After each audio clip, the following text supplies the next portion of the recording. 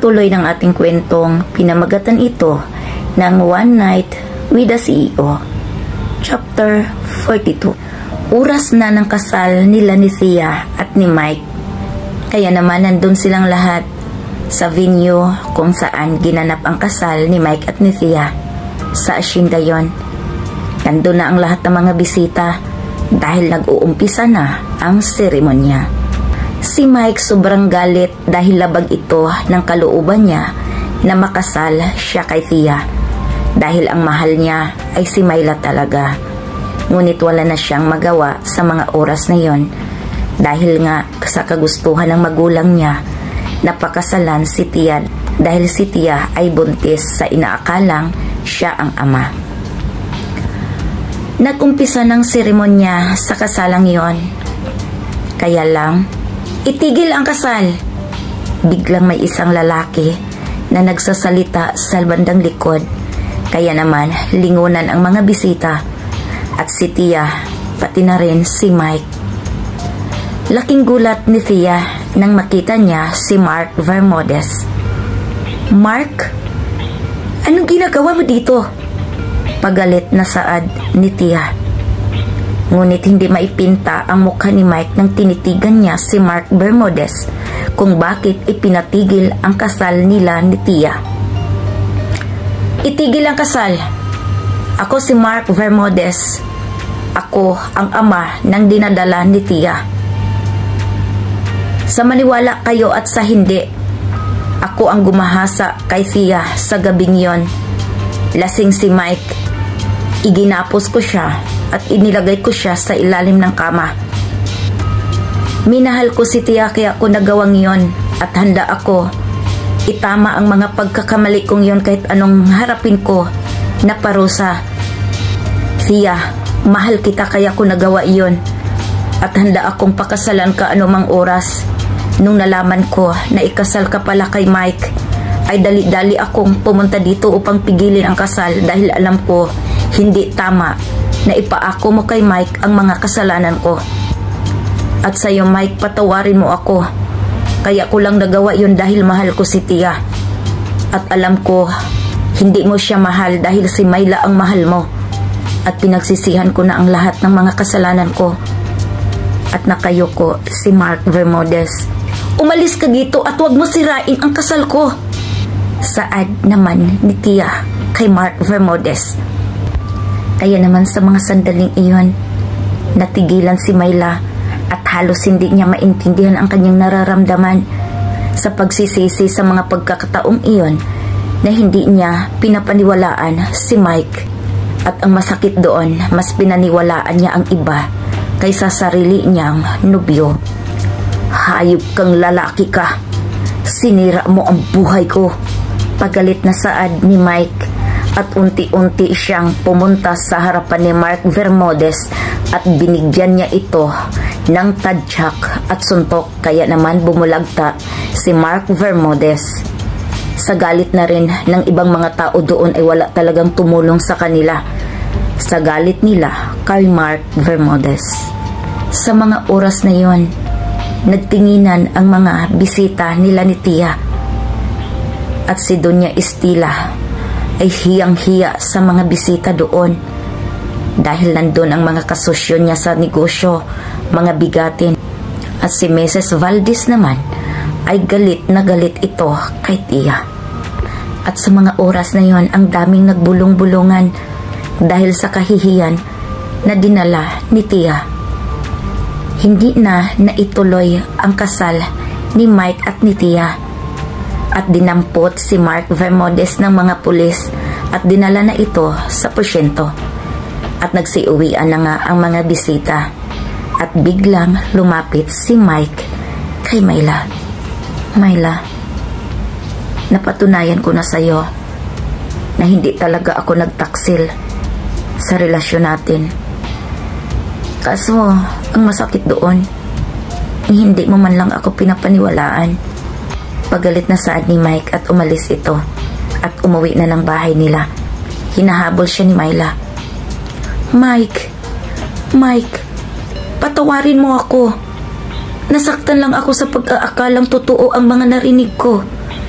Ngunit hindi siya pinakinggan ni Mike at umalis ito at umuwi.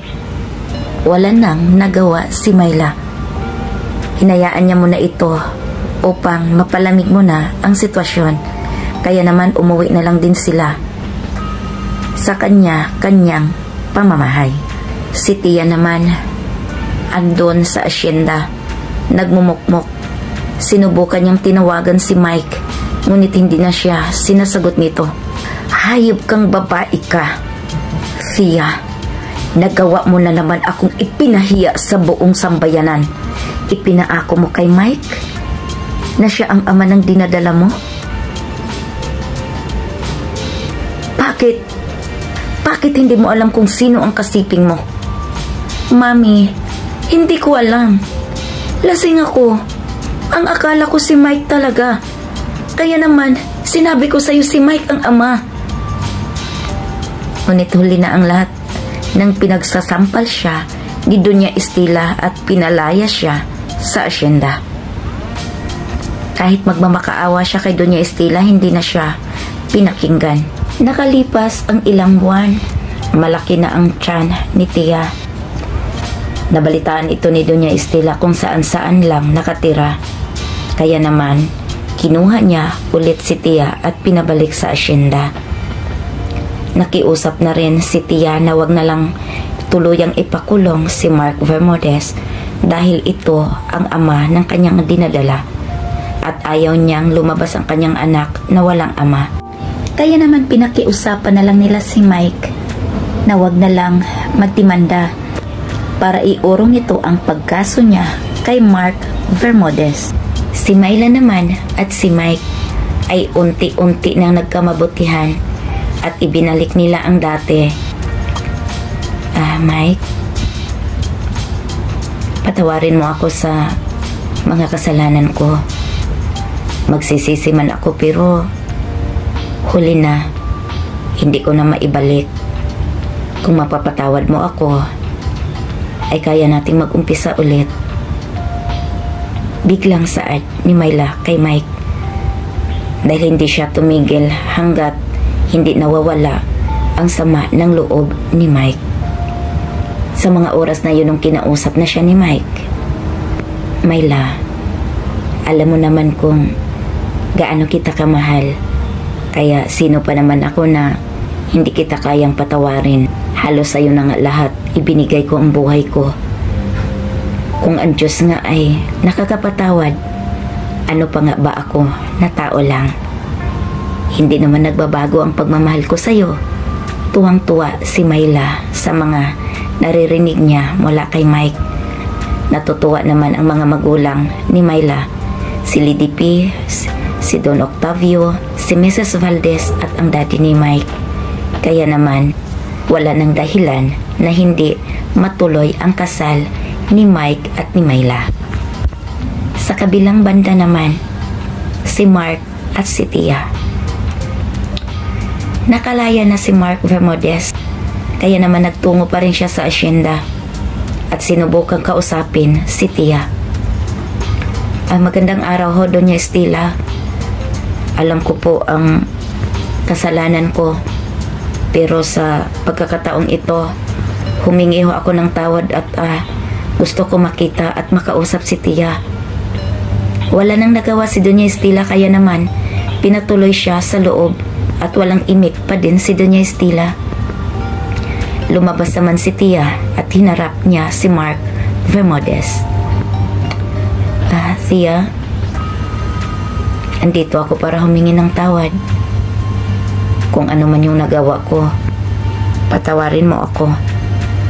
Kung hindi mo man ako mapatawad ngayon, ay handa akong maghintay kahit kailan. Saad ni Mark kay Tia. Ay naku Mark, sa bahaba pa naman ang prosesyon na dinadaanan natin. Magsisi man tayo pero huli na. Hindi na natin maibalik ang lahat.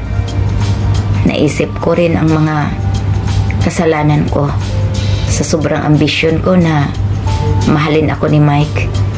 Ang dami-dami kong tao na nadamay. Pinatawad na kita, sino pa nga naman ako na hindi makapatawad. Pinagsisihan ko na rin ang mga kasalanan ko. Kaya ito, kung ano man ang para sa atin, ay tanggapin ko. Tia, andito ako at handa akong panagutan ka. Handa akong pakasalan ka. Bago pa man lalabas ang anak natin, magpakasala tayo. Pagyayaya ni Mark kay Tia. Hindi mapinta ang mukha ni Tia. Tinanggap niya ang alok ni Mark. Dahil ayaw rin niya na lumabas ang kanyang anak na walang ama. Ikinasal si Mark Bermudez at si Tia. Ganon din si Mike at si Myla. Nakalimutan na nila ang lahat at naging maayos na ang kanilang pamilya. Naging masaya si Mike at si Myla. Ganon din si Tia at si Mark. At nakalipas ang ilang taon ay binayayaan si Mike at si Myla ng mga anak, babae at lalaki. At si Tia naman hindi pa nasundan ang anak nila ni Mark. Naging masaya na ang bawat pamilya. Naging okay na rin silang lahat. Naging close na ang pamilya nila ni Lidipi at ni Mrs. Valdez. Ganon din si Doña Estila, si Lidipi na kanyang anak, at si Mrs. Valdez. Kaya naman sa bawat pagkakamali natin, lagi nating tatandaan na ang kapatawaran talaga ang the best para magpapasaya sa bawat pamilya. At sa pagmamahal naman, kusa talaga itong darating at hindi mo talaga kayang angkinin kung hindi talaga ito tumibok para sa'yo. Hayaan na lang natin kung ano ang itinitibok ng puso natin. Alam ko na ang pagmamahal kayang turuan, pero lalabas rin ang totoo. Hindi mo rin ito maaangkin kung talagang hindi ikaw ang tinitibok nito. At sa bawat pagsubok ng buhay natin ay may naghihintay na magandang kapalaran. Kaya nga, totoo ang kasabihan, there's a rainbow after the storm. Maraming salamat po sa pagtangkilik ng aking kwento. Sana patawarin niyo ako kung hindi ko kaagad natapos ang kwentong ito. Na-appreciate ko ang inyong time sa panunood at sa pakikinig ng aking mga video. Hayaan niyo sa susunod, gagalingan ko. Maraming salamat po. This is Admin Jane and God bless. I love you all.